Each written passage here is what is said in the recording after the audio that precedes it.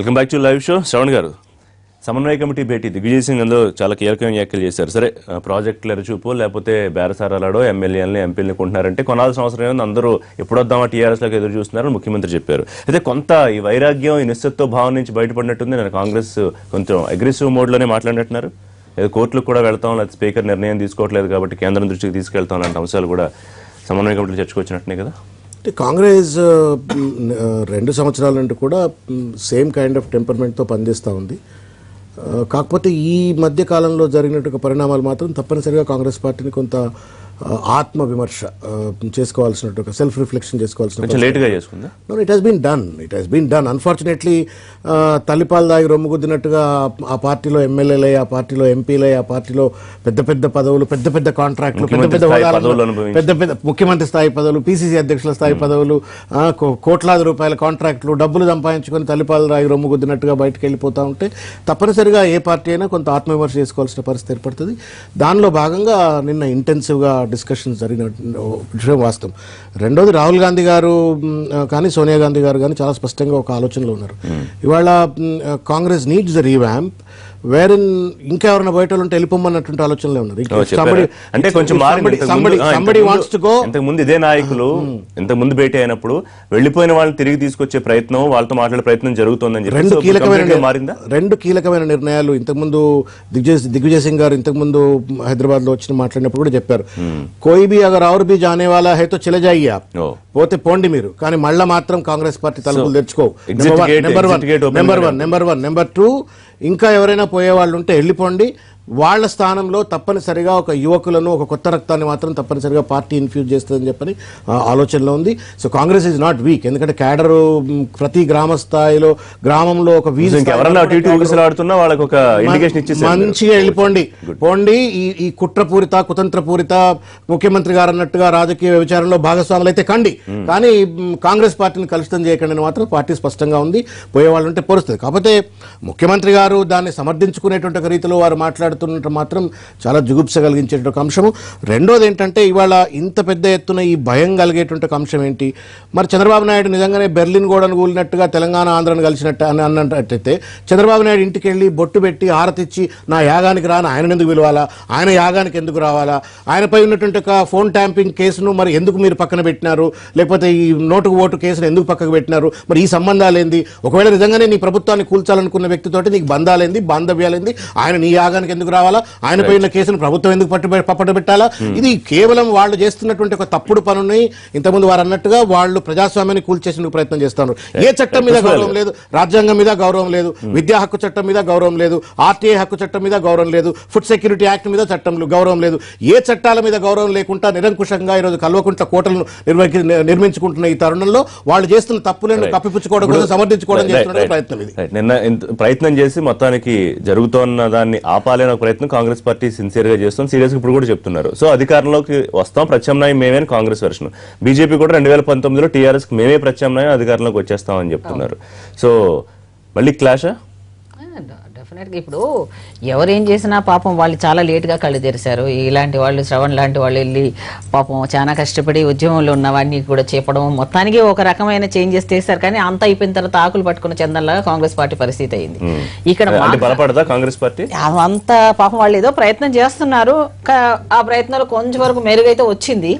మొత్తం వస్తుందని మాత్రం నేనైతే అనుకోవట్లేదు. అవకాశం ఇస్తారా? ఎందుకంటే ముఖ్యమంత్రి మళ్ళీ నిన్న 2019లో మళ్ళీ అధికారం మాదే ఎలా అంటారండి? ఇప్పుడు రవి గారు చెప్పినట్టు అంత అధికారంలో ఉండి, అంత ఎమ్మెల్యేలు ఉండి, అంత స్ట్రాంగ్ గా ఉన్న ఒక ముఖ్యమంత్రి గారు అలా మాట్లాడడం అనేది ఆయన బలహీనతకు తాత్కారం. ఎందుకంటే ఈ రోజు బీజేపీ పార్టీ తెలంగాణ విషయంలో సుష్మా స్వరాజ్ గారు ఆ రోజు పార్టీలో మాట్లాడి తెలంగాణ తెచ్చినలో భాగంగా ఆవిడకి వెళ్ళి ఈయన థ్యాంక్స్ కూడా చెప్పొచ్చాడు. మరి అందరినీ ఇచ్చినప్పుడు అందరినీ కలుపుకుంటాను, రాజకీయం అన్న ఆయన. మరి మీ రాజకీయంలో భాగంగా ఎవరిని పడితే ఏదన్నా అంటే ప్రజలు నమ్మేస్తారు, తెలంగాణ వాళ్ళు ఎర్రోళ్ళు అని ఆయన అనుకుంటున్నాడు. అది కరెక్ట్ కాదు. ఇప్పుడు ఆయన భయం వల్ల నాకు తెలిసిన సమాచారం ఏంటంటే, ఎలాగో బీజేపీ పార్టీకి సంబంధించినంత వరకు మేమే రాబోయే ప్రత్యామ్నాయంగా మేము ఎదుగుతున్నాము, ఎదగబోతున్నాము. బీజేపీకి భయపడినారు కాబట్టే పాపం ఓవైసీ గారి మాట విన్నారు ఆయన. ఓవైసీ గారు చెప్పేంత వరకు కూడా ఆయనకి లేదు. ఈ రోజు హైదరాబాద్ ఎలక్షన్ టార్గెట్ పెట్టుకొని ఒక మైనార్టీస్ ని సపోర్ట్ తీసుకోవాల్సినంత లెవెల్ కి దిగజారి ఈయన ఈరోజు మాట్లాడుతున్నాడంటే కేవలం టార్గెట్ ఏంటండి ఆయనకి? టార్గెట్ ఎవరు? బీజేపీ లెవెల్లో ఉన్న వాళ్ళని ఎదగనివ్వకుండా ఉండడం కోసమే ఓవైసీ గారి ప్రస్తావన తీసుకోవాల్సిన దుస్థితి వచ్చింది. నేనేమంటానంటే రాజకీయంలో భాగంగా మేము చేసిన ఇంతవరకు కూడా తెలంగాణలో అన్ని పార్టీలు చేస్తేనే తెలంగాణ వచ్చిందని కూడా మర్చిపోయారు ఆయన. కేవలం నేను తెచ్చినట్టుగా ఆయన కుటుంబ సభ్యులు మాత్రమే తెచ్చినట్టుగా ఊహించుకొని ఈ రోజు ఆయనకి ఎక్కడా థ్రెట్ లేదండి. ఆయన పార్టీలో నుంచే థ్రెట్ ఉంది. అదన్నీ ఉట్టి మాటలండి. ఆయనకు సంబంధించినంత వరకు ఆయన భయపడుతున్నది ఏంటంటే విత్ ఇన్ ద పార్టీ నుంచి వచ్చిన వాళ్ళే ఆయనకి ఎప్పుడు చెక్ పెడతారు అనే భయంలోనే ఆయన ఉన్న మాటలు తప్ప ఇక్కడ బయట నుంచి చేయాల్సినది అయితే చాలా ఇదిగా ఉంటదండి. ఎందుకంటే ప్రజలకు తెలుసండి ఎవరు మంచి వాళ్ళు ఎవరు చెడ్డవాళ్ళు. అసలు ప్రత్యక్షంగా చూస్తున్నాం మనం. ఒక ప్రజాస్వామ్య విలువని తీసేసి ప్రతిపక్షం లేకుండా కేవలం ఎలక్షన్ క్రైటీరియాగా పోతున్నారు ఏంటండి? ఇదా ప్రజలు కోరుకుంది? అది కాదండి, ప్రజలకు ఏం కావాలని మర్చిపోయారు కదండి. సుఖేందర్ రెడ్డి గారు నిన్న కండువా కప్పుకోలేదు. దానికి కారణం ఏంటంటే అన్ని పత్రికల్లో దానికి సంబంధించి ప్రత్యేకమైన బాక్స్ పెట్టి ఒక వార్త ఒక చర్చ జరుగుతుంది. ఎంపీగా రాజీనామా చేసి వస్తానని ఆయన సస్యమేరా అని ముఖ్యమంత్రి అన్నారు. ఎందుకంటే ఇప్పట్లో ఎలక్షన్లు పోతే ప్రజా వ్యతిరేకత వస్తుందని. అందుకే కప్పుకోలేదా? వేణుగోపాల్ గారి కూడా అడుగుదాం. అందుకే కప్పుకోలేదా? మీకు వారికి ఏదో మంత్రి కావాలని చెప్పని ఒక కొత్త కోరిక పుట్టినట్టుంది. చిరకాల ఆ కోరిక ఆ ముచ్చటను తీర్చుకోవడం కోసం కాంగ్రెస్ పార్టీని మునిగిపోయినా పర్వాలేదు అని చెప్పని వారి మీద పక్క పెట్టండి. ఒక విషయం కుట్రకు సంబంధించిన అంశంలోనే మాట్లాడాలా. కేసీఆర్ గారికి కుట్ర చేస్తే ఆయనకు 63 మంది ఎమ్మెల్యేలు ఉన్నారు. తర్వాత ఇప్పుడు ఇంక 20 మందిని 25 మందిని గుంజుకున్నాడు ఆయన. ఎవరు కుట్ర చేస్తారు? కుట్ర జరిగితే ఏమవుతుంది? ఇప్పుడు వీరు బీజేపీ పార్టీ, లేకపోతే వీరు బీజేపీ, వీరు ఇంకేదో పార్టీ వాళ్ళు, వీళ్ళు కుట్రలు చేస్తే ఎవరు ఎట్లా? నీ పార్టీలో ఉన్న ఎమ్మెల్యేలు బయటకు వచ్చి నీపై తిరుగుబాటు చేస్తేనే కదా కుట్ర జరిగేది. చంద్రబాబు నాయుడు ఎన్టీ రామారావు గారి మీద ఏ రకంగానైతే వైస్రాయ్ యుద్ధంతం జరిగిందో అటువంటి కుట్ర ఏమైనా జరుగుద్దని ఏమైనా భయపడుతున్నారా? ఎవరు చేస్తున్నట్టు ఎవరు కుట్ర చేయాలి? కుట్ర అంటే మీరు ఒకటి ఇప్పుడు కుట్ర ఇప్పుడు కాంగ్రెస్ పార్టీ వారికి కానీ బీజేపీ పార్టీ వారికి కానీ అంటే కుట్రలు జరగాలి, గవర్నమెంట్ పడిపోవాలన్న ఒక ఆలోచన లోపల ఉన్నట్టు వస్తుంది. అందుకని వాళ్ళు ఎక్స్పోజ్ అవుతున్నారు. ఈ రోజు కుట్రలు జరుగుతున్నా అన్న విషయం ఈ రోజు మాట్లాడడం జరిగింది. కుట్రలు ఏ విధంగా ఎదుర్కోవాలో తెలంగాణ ప్రజలకు తెలుసు, తెలంగాణ ఉద్యమ నేతగా కేసీఆర్ తెలుసు. ఒకటి బీజేపీ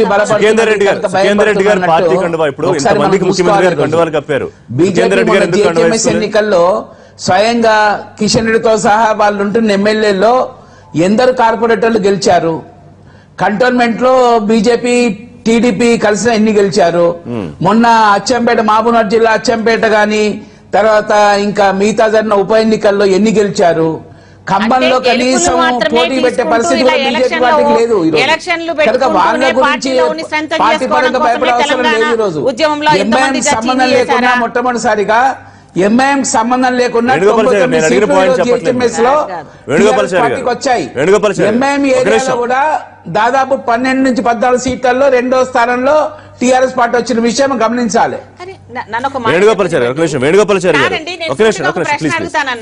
మీరు తెలంగాణ తీసుకొచ్చింది, తెలంగాణ యొక్క సమస్యలు నీరిస్తాము, విద్య ఇస్తాము, అవి ఇస్తాము, ఇవి ఇస్తాము, మనకున్న కష్టాన్ని తొలగిస్తామని చెప్పి మీరు కేవలం ఎలక్షన్ లో ఇంత సంఖ్య ఈ ఓట్లు పెరిగినాయి, అన్ని సీట్లు పెరిగినాయి, ఇదే పనుకుంటూ వెళ్తూనే ఉంటారా? ఇదేనా మీ యొక్క టార్గెట్? ఇదేనా? ప్రజల అవసరం లేదా? నిరుద్యోగుల అవసరం లేదా?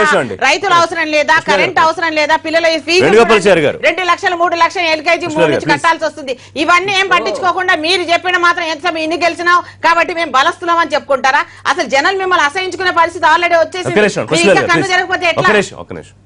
వేణుగోపాలాచారి గారు ఒక నిమిషం అండి. దీనికి అనుబంధంగా నన్ను ఒక ప్రశ్న అడిగినామండి. అంటే ప్రతిసారి ఎలక్షన్లకు వెళితే ఇప్పుడు సుఖేందర్ రెడ్డి గారు రాజీనామా చేస్తే మళ్ళీ ఎంపీ ఎలక్షన్ పోతే ప్రజల్లో వ్యతిరేకత వస్తుంది అనే కారణంతోనే ముఖ్యమంత్రి సస్యమేరా రాజీనామా చేయొద్దన్నారా? ఈ కండువా ఆయన ఒక్కళ్ళు వేసుకోకపోవడంలో అర్థం ఏంటో అర్థం కావట్లేదు. మీరు ఏమైనా చెప్పగలుగుతారా? ఇప్పుడు ఒకటండి, ఒక పక్క డెవలప్మెంట్ ప్లస్ రాజకీయ సుస్థిరత 2 కారణాలతోటి టీఆర్ఎస్ పార్టీ ముందుకోతున్నది. డెవలప్మెంట్ లేని ఎవరన్నారండి? ఈ రోజు గ్రామాల్లో చూడండి, పుష్పల్లి గారు రంగారెడ్డి జిల్లాలో చూడండి, డెవలప్మెంట్ లేని ఒక్కొక్క జిల్లాలో 2,000 కోట్ల రూపాయలు ఖర్చు పెట్టేసి బీటీ రోడ్లు నిర్మాణం కోసం అర్థం కాదా? ఇప్పుడు ఫస్ట్ ఫేజ్ లోపల 17,000 కోట్ల రూపాయలు ఖర్చు పెట్టేసి దాదాపు 8-9 చెరువులు రిపేర్ చేసింది వాస్తవం కాదా? కరెంటు గతంలో కిరణ్ కుమార్ రెడ్డి గారు స్వయంగా తెలంగాణ వస్తే కరెంటు ఉండదని చెప్పేసి మెగావాట్ ఉత్పత్తి చేయకుండా కూడా 12,000 కోట్లు ఖర్చు పెట్టి రైతులకు కరెంట్ ఇచ్చిన మాట వాస్తవం కాదా?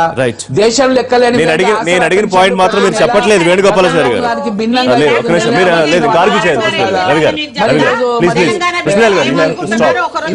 ముస్లిం గానీ క్రిస్టియన్లు గానీ సమానంగా తెలంగాణలో ఉన్న ఉద్దేశంతో ఈరోజు కళ్యాణ లక్ష్మి షాది ముబారక్ పెట్టే వాట వాస్తవం కాదా? డెవలప్మెంట్ చూస్తే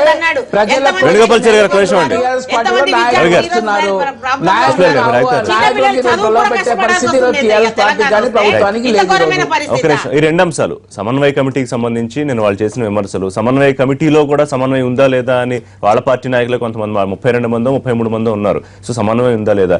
గుత్తా సుఖేందర్ రెడ్డి గారు నిన్న కండువా కప్పుకోకపోవడం వెనకాల ఏమన్నా వేరే అర్థం ఏమన్నా ఉండే అవకాశం ఉందా? ఇప్పుడు కాంగ్రెస్ పార్టీ ముందున్న సవాళ్లకు వాళ్ళు అనుసరిస్తున్న పద్ధతులకు ఏమాత్రం ఎక్కడ పొంతనం సరిపోయే పరిస్థితి లేదు. నల్లగొండలో సుఖేందర్ రెడ్డి వాళ్ళందరూ పోతుంటే పాల్వాయి గోవర్ధన్ రెడ్డి, కోమటిరెడ్డి వెంకటరెడ్డి, ఉత్తమ్ కుమార్ రెడ్డి తలా ఒక విధంగా మాట్లాడు. ఈ సమయంలో ఆఖరకు ప్రతిపక్ష నాయకుడు అస్త్ర సన్యాసం చేసినట్టుగా నేను వెళ్ళి దాన్ని మళ్ళీ త్యాగముద్ర దానికి, ఇవన్నీ కూడా ఒక విధమైన గజిబిజిలో ఉన్నట్టుగా ఉంది కాంగ్రెస్ పార్టీ. సరే దేశవ్యాప్తంగానే అది ఎప్పుడూ లేనంత బలహీనంగా ఉంది. రాహుల్ గాంధీ లేకపోతే పాత కాపులను మళ్ళీ తెచ్చిపెట్టాలి, అదొక తర్జన భర్జన నడుస్తుంది. తెలంగాణ ఒక్కటన్నా కానీ మనకి మొత్తంలో హోప్ ఐలాండ్ లాగా ద్వీపంలాగా ఉంటుందని వాళ్ళు ఆశించారు. అది మిగిలిన మొత్తం పరిణామాలతో నిమిత్తం లేకుండా తెలంగాణ ప్రజలు అంత ఒకటే చూడరు కాబట్టి కాంగ్రెస్ దెబ్బతిన్నది అనేది చాలా స్పష్టం. అయితే టీఆర్ఎస్కు కాంగ్రెస్కు అంత గొప్ప వైరుధ్యాలు కూడా ఏం లేవు. కేసీఆర్ కాంగ్రెస్ ముఖ్యమంత్రి అవడానికి కూడా పూర్తిగా అవకాశాలు ఉన్నాయి. కొన్ని పరిణామాల వల్ల అది జరగలేదు తప్పితే చివరి వరకు వాళ్ళు మాట్లాడుకుంటూనే ఉన్నారు కదా. కాబట్టి ఆ తర్వాత ఒకవేళ ఈయనకు పూర్తి మెజార్టీ రాకపోతే మొదట ఎవరి మద్దతు తీసుకోవడానికి ప్రాధాన్యత ఇచ్చుండేవాళ్ళు. నిజానికి మజ్లిస్ చెప్పడం కాదు, కేటీఆర్ గారు లేదా ఈ ప్రభుత్వం వచ్చిన తర్వాత మొదటి రాజకీయ చొరవ అక్బరుద్దీన్ ఓవైసీని కేటీఆర్ వెళ్ళి కలవటం. అసదు తమ్ముడిని కలిశాడు. రాజకీయ రంగం మీద మనం చూసాం. కాబట్టి దీని వెనక ఏం వ్యూహాలు ఉండొచ్చు.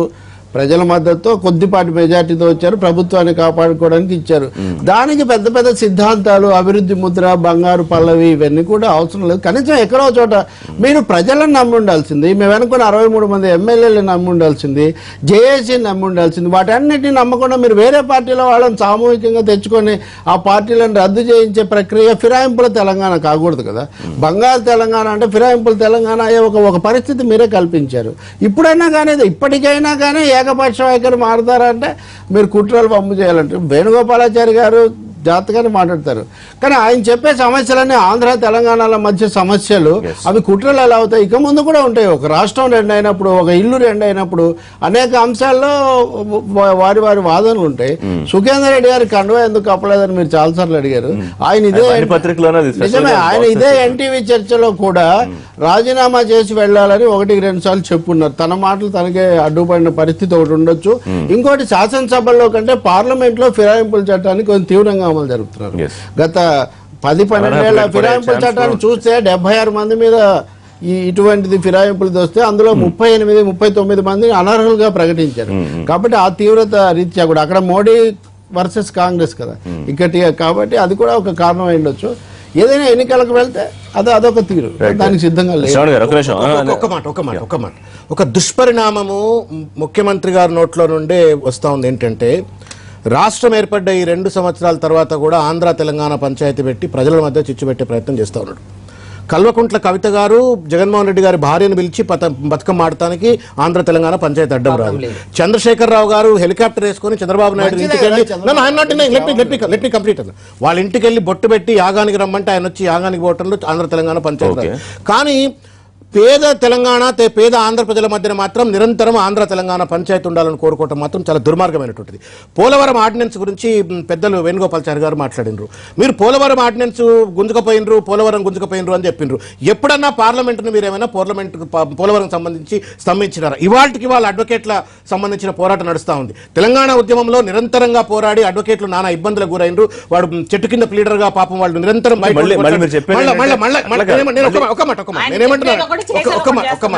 నేను అనేది ఏంటంటే ప్రభుత్వంలో ఉన్నటువంటి పెద్దలు పార్లమెంట్ లో మెజారిటీ సభ్యులుగా ఉన్న పెద్దలు వాళ్ళ బాధ్యతను మర్చిపోయి ప్రజల మీదకి నెట్టి ప్రజలను మళ్ళా పోరాటాల దిశకు పంపేటువంటి ఒక కుట్రపూరితమైన మళ్ళీ కొత్త సమస్యలు కృష్ణా వాటర్ సమస్య హరీష్ రావు గారు, చంద్రశేఖర్ రావు గారు, కేటీఆర్ గారు సెల్ఫీలు ఫోటోలు దిగకుండా పోయి మోడీ దగ్గర కూర్చొని ఉంటే, మోడీ అయితే ఎట్లా బాగా దగ్గర ఉన్నాడు కదా, మోడీ మెచ్చుకుంటున్నాడు, చంద్రబాబు నేను వెనక నిలబెట్టినాను ముందు నిలబెట్టిందని చెప్పని సోషల్ మీడియాలో ప్రచారం చేసుకుంటున్నారు కదా, పోయేందుకు ఎదురు కూర్చొని మాట్లాడుకోండి. హైకోర్టు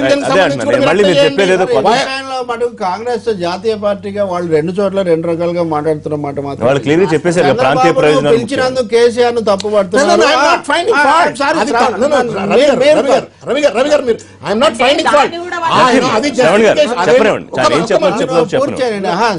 యాగం గురించి కదా, అమరావతి అప్పుడు కూడా చంద్రబాబుని ఎలా పిలుస్తారని ఇక్కడ ప్రకటన చేశారు, మీరు ఎలా వస్తారని ఇక్కడ 2 చోట్ల కూడా. ఈ ప్రాంతీయమైనటువంటి 2 రాష్ట్రాలు అయిపోయినాయి, రాజ్యాంగబద్ధంగా రాజకీయంగా పరిష్కారం చేసుకోవాలి. వేణుగోపాలాచారి నిజమే, ఇక్కడ సమస్య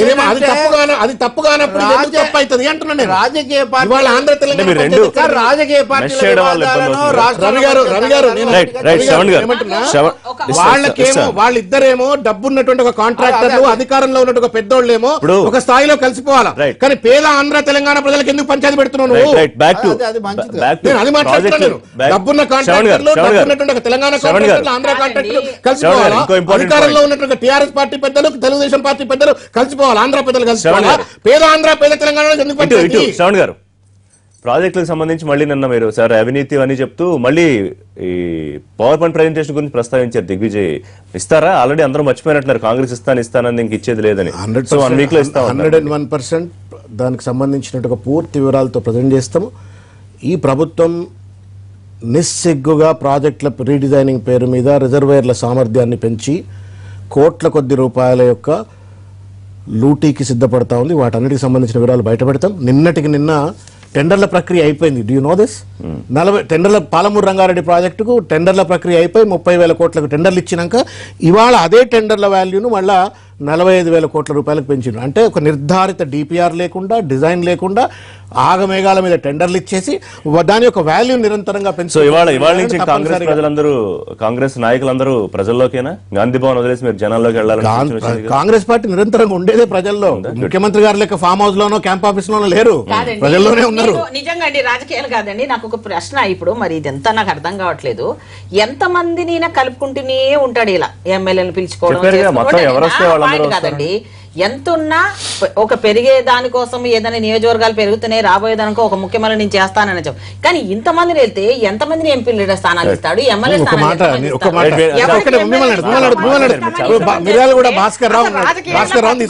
ప్రతిపక్ష పార్టీ లేకుండా టార్గెట్ ఒకటి కనబడుతుంది తప్ప. వేణుగోపాలాచారి గారు, ఎంతమందిని తీసుకుంటారు, ఎంతకాలం ఇది కొనసాగుతుంది, ఎన్నికల దాకా ఇది కొనసాగుతూనే ఉంటుందా? ఇప్పుడు ప్రజల డిమాండ్ మీదకే నాయకులు వస్తున్న విషయం ఈ రోజు గమనించాలి అక్కడ. ఎందుకంటే ఇంతకుముందు పార్టీలు మారినప్పుడు ఆ పార్టీ, ఏ పార్టీ వాళ్ళ నాయకులు ఆ పార్టీ, ఆ ఎమ్మెల్యే మారిన ఎమ్మెల్యే దగ్గరికి ధర్నాలు చేయటము, దిష్టిలో కాలే కార్యక్రమం ఉండేది. ఈరోజు ప్రజల లోపల, ఈరోజు ప్రజల నాయకులు ఈరోజు పార్టీలో వస్తుంది, టీఆర్ఎస్ పార్టీలో వస్తుంది. ఒకటి. రెండు, 7 గారు చెప్పినట్టు ప్రాజెక్టుల డిజైన్ కొరకు ఈరోజు అసెంబ్లీలో మొట్టమొదటిసారిగా దేశ స్థాయి లెక్కలేని విధంగా ప్రాజెక్ట్ రీడిజైన్ చేస్తున్నామని చూయిస్తా అని చెప్పేసి అసెంబ్లీ చెప్తే, మరి ప్రతిపక్ష పార్టీగా చూయించిన తర్వాత తప్పులు ఉంటే చెప్పే బదులు 2 షబీర్ అలీ గారు మేము ప్రాజెక్టుల గురించి చేస్తామని చెప్పేసి మరి వాళ్ళు గాంధీ భవన్ లోపల మరి మైనార్టీ ఇష్యూ తీసుకోమాట వాస్తవం కాదా? 3, ఎవరైతే సుందరయ్య కళాభవన్ లోపల అన్ని పక్షాలు మరి ఈరోజు ప్రజెంటేషన్ చేసిన తర్వాత ఆ ప్రజెంటేషన్ చేసిన కూడా టీఆర్ఎస్ పార్టీ ప్రభుత్వం డిజైన్ చేసింది వాస్తవం అన్నమాట, వాస్తవం కాదు. ఏమంటే అంటే ప్రతిపక్ష పార్టీ చూద్దాం ఒక 1 వీక్ తర్వాత ఏమవుతుందో చూద్దాం. థ్యాంక్ యూ వేణుగోపాలాచారి గారు, ఢిల్లీ నుంచి లైవ్ లో అందుబాటులోకి వచ్చినందుకు థ్యాంక్ యూ. రవి గారు, ఆంధ్ర తెలంగాణ ఏం లేదు, పారిశ్రామికవేత్తల సమావేశాలు సంపన్నుల 2 చోట్ల వాళ్ళే అంతా కంపెనీలు అవే కాంట్రాక్టర్. థ్యాంక్ యూ శ్రవణ్ గారు, థ్యాంక్ యూ పుష్పల్ గారు. ఇది వాళ్ళ లైవ్ షో. మరిన్ని లైవ్ అండ్ పొలిటికల్ అప్డేట్స్ కోసం చూస్తూనే ఉండండి NTV.